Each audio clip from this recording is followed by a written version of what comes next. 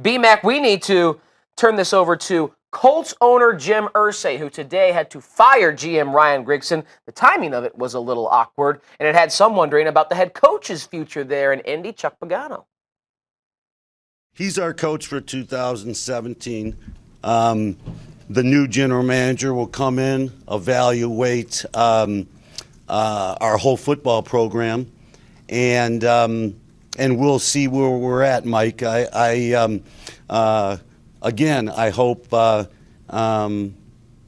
Chuck can be our coach for many years to come. He is our coach this year, and going through this process and interviewing general managers and having whoever the new general manager is come in to work with me to evaluate where we're at will play a big role on that in the long term. But for 2017, Chuck is our coach.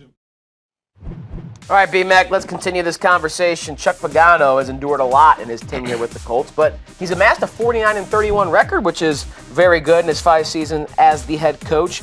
But with turmoil now in the front office and rumors of his job security the last couple seasons, what do you think 2017 has in store for Pagano? Is he a lame duck coach just waiting to be replaced, or is there something he can do to save himself for the future? Yeah, I think he has to win or go home, based on what we heard from Jim Irsay. He wasn't ready to endorse Chuck outside of 2017. Right. He said Chuck will be our coach for 2017. Then he said, I hope he can be our coach for many years to come. So clearly, this is a trial by error type of opportunity for Chuck.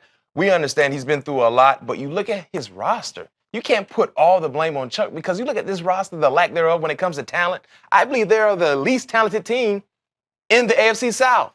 So think about that. You have Andrew Luck, then you have what? Nothing. So hopefully whoever the new GM is, he has a plan in place to really change the dynamics of this roster so they can be much improved. Because when you have quality players on your roster, that transition to have quality play on the football field. What are some rooms in that building that they need to fortify? What does the new GM, or what does Chuck Pagano need to beg the new GM to add to this roster to help Andrew Luck out?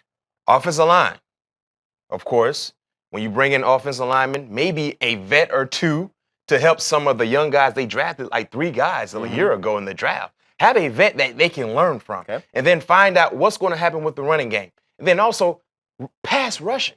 When the Colts were at their best, they had Dwight Freeney, Robert Mathis. Right. These guys were terrors on the edge, forcing the issue. And then that transition to the Bob Sanders of the world when they had in the secondary. They got to find a way and find out what their identity was. During that time, we knew they were going to score a lot of points and play Tampa 2 and rush the passer. Right. What's their identity now? They can still score a lot of points, but they're often giving up a lot of points as well.